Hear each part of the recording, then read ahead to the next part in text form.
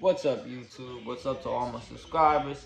Today I want to make a video about something I've been seeing a lot in comments, and like I do get both sides of the argument, but we're gonna get into it. It's about whether it's useless or useful to have a beam on your firearm, laser, whichever one you want to call it. I really don't care. I'll probably say both throughout the video. We'll start right off with the fact that the gun is clear. I have no round in the chamber, no mag, nor will there be, because there's no point for the video. Just a little flinch, trigger pull. So now, we're gonna talk about, is it useful or useless? Now, me personally, I think it's useful. I just shot for the first time with the beam on this firearm. I got the TR-26 for the Springfield Hellcat. So I just shot for the first time with it, and I don't think I've ever shot, especially the Hellcat, as good as I did this weekend. Every single round was so grouped, like so perfect. I mean, I cut a hole out of the center of the paper, at least this big. So I mean, that's for you guys to determine how many rounds probably went through damn near the same spot every single time.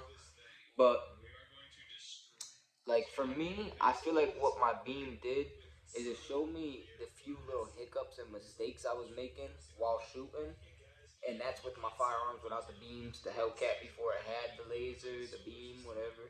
So I think that it's very good for showing you your mistakes. When you have that on target, you can see a lot. You would honestly, I feel like, be really surprised on how much you can see and what it does show you. But this guy commented on somebody's short, and he had said basically you're not gonna. It's just bling. You're not gonna engage your laser beam in a self-defense situation, which I do completely understand that because it's basically the same concept of carrying around in a chamber. If you don't keep around in a chamber, that split second could cost you your life. Same thing. I wouldn't go clicking no button. But that's why if you are gonna get a beam, I'd recommend getting something where it's activated to the touch. So the second that I grip my firearm, laser turns on. I mean, so that way I can engage that without making an extra step for myself or having to do anything out of the ordinary from what I would do if I was regularly drawing my firearm during a self-defense situation. You don't want to have to really change up and practice differently on what you're going to do. If the beam's going to affect it that much, just don't buy one.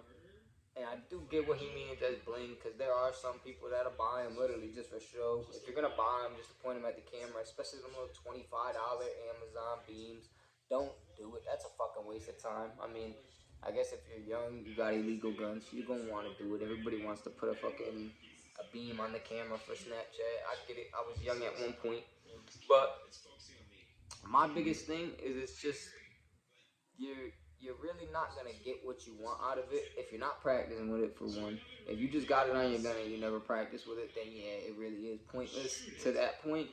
But I also could see like where the other guy was coming from, because he's like, well, it's not just for bling. Like, I got a beam because I want to actually be able to, feel me, engage it during a firearm fight. And if it comes down to that ever, that is why I said, and I'll say it again, I strongly recommend getting something that's to the touch and activated like that.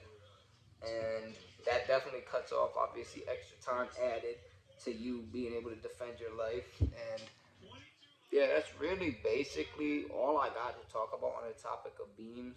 I mean, it comes down to your personal preference, what kind of beam you have on your firearm. Like me, I truly enjoy this solely for the purpose that it doesn't make the firearm any, like, it doesn't add to the width of the firearm. It doesn't get hung up, and I pocket carry this, by the way. This is my secondary, so I pocket carry that, usually a 26 or a 27 in the holster on my waist.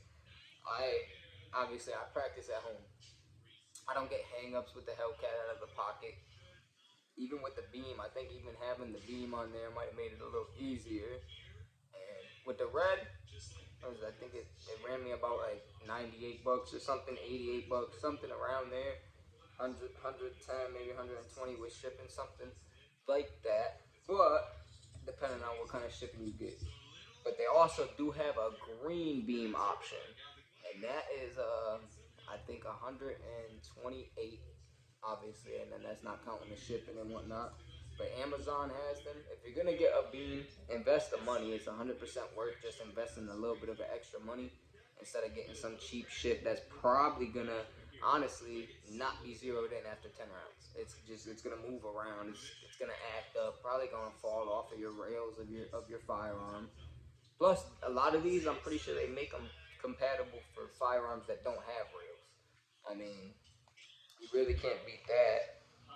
But little battery. I mean, I'm sure the charge life on them is forever. I don't turn mine off because, like I said, I'm not gonna waste my time to click an extra button. Obviously, this does turn off, but I keep it on at all times. I'd rather switch out batteries and have this always be ready for what I need it ready for.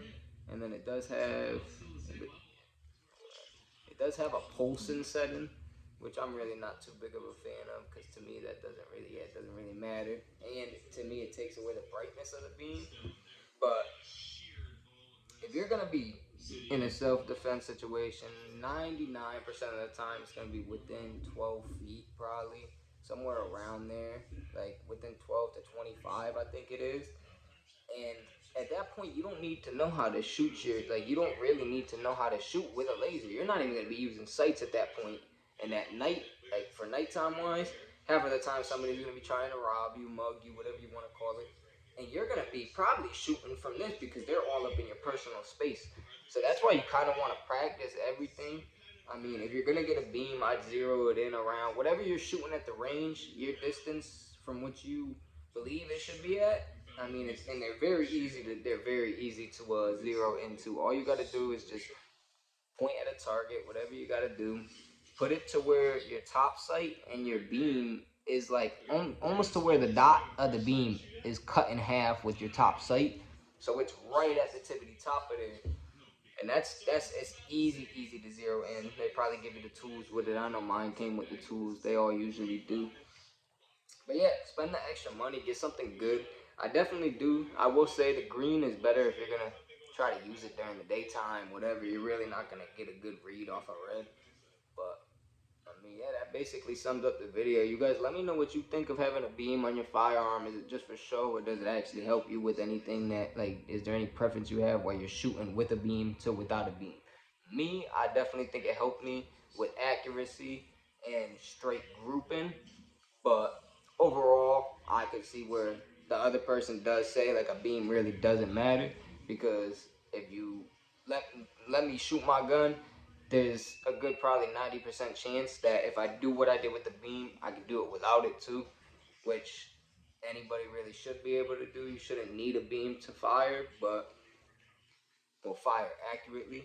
But yeah, that basically sums up the video. I'm gonna leave it there. You guys drop in the comments and let me know what you guys think of it. I definitely want to hear all y'all info, opinions.